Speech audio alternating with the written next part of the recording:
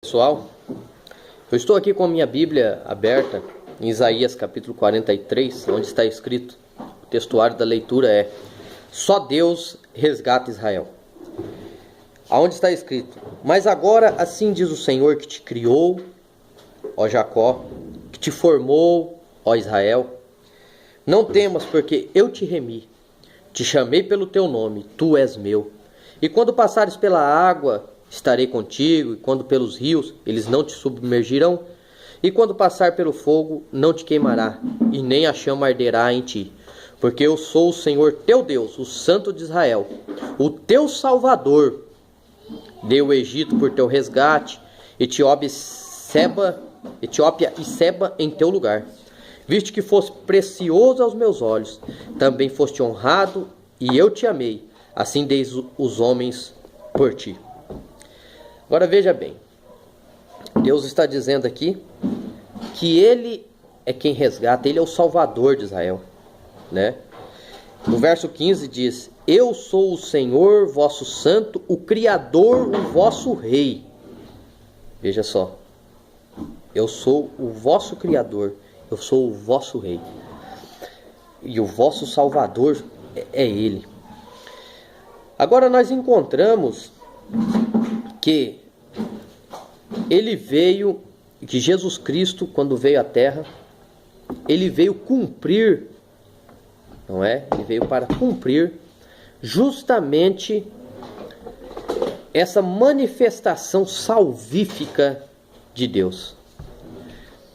Porque no princípio matava-se ali um cordeiro e encobria o pecado das pessoas. Porém, quando uma vez um sangue puro foi derramado sobre a terra, qualquer um que crê nele pode ter todos os seus pecados perdoados. E não precisar subir um ano depois lá e sacrificar outro sacrifício, porque o sacrifício ele é constante, ele já está ali, não é? E esse sacrifício ele é tão verdadeiro, não é? E ele age de uma forma tão real, justamente porque o próprio Deus veio para salvar o seu povo, não é?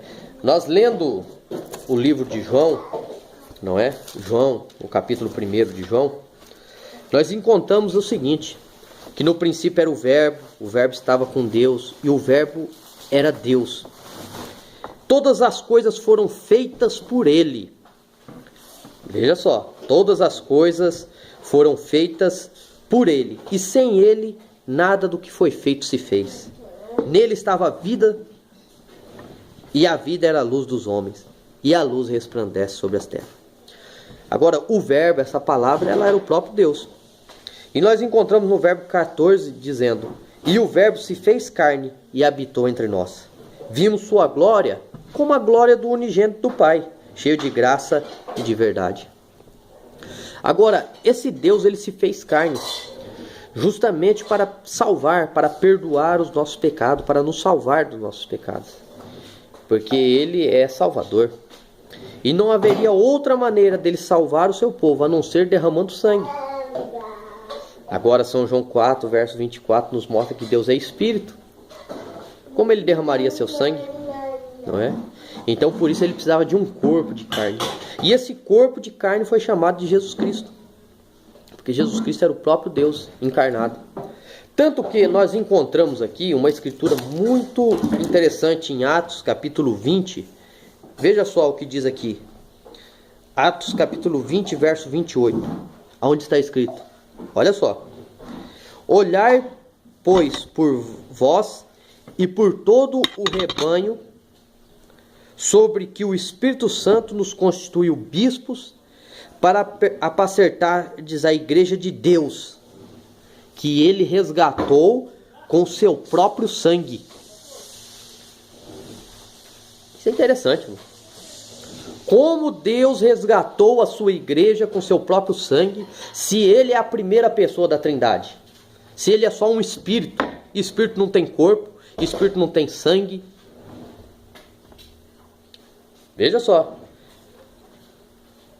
A igreja de Deus, que Ele resgatou com seu próprio sangue. A Bíblia não brinca com as palavras. O que está escrito é justamente a verdade. Aquele mesmo Deus, Emanuel, que se fez carne na pessoa de Jesus Cristo. Ali era o próprio Deus, Emanuel, ali era o próprio Jeová, o próprio bom pastor andando sobre a terra. E por isso nós podemos ser resgatados com o sangue de Deus. Não é o sangue de outra pessoa, de uma segunda, de uma terceira pessoa da Santíssima Trindade.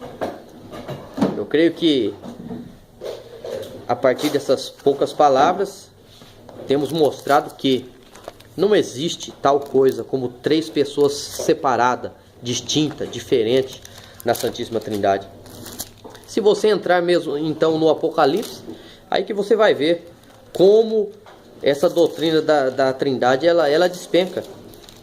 Ela despenca, porque aqui em Apocalipse está claramente escrito que João olhou e viu um trono e um assentado sobre o trono. Então tinha que ser três tronos. Um para o Pai, um para o Filho e um para o Espírito Santo. Mas a Bíblia diz que é um trono, um assentado sobre o trono. E sabe quem que era? Era o Cordeiro. Aquele Cordeiro que, como havendo sido morto, mas ali ele estava vivo. Veja. Aqui também diz, ó. Olha só. Eis que vem com as nuvens e todo olho verá. Verso 7 de Apocalipse 1. Todo olho verá, até mesmo os que os transpassaram. E todas as tribos da terra se lamentarão sobre ele. Sim, amém. Pois eu sou o alfa e o ômega, o princípio e o fim, diz o Senhor. O que é, o que era e o que há de vir, o Todo-Poderoso. Quem era esse? É o próprio Senhor Jesus Cristo.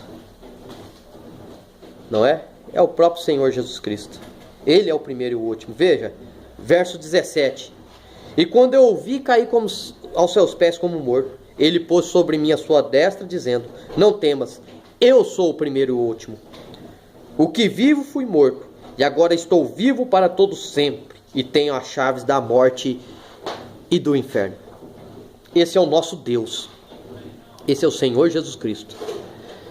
Não é? E que o Senhor Jesus possa ajudar todos a abrir o entendimento para compreender essas coisas. Até o próximo vídeo, não é? Fica aí com essas palavras. Pense bem nisso. No nome do Senhor Jesus, Deus te abençoe.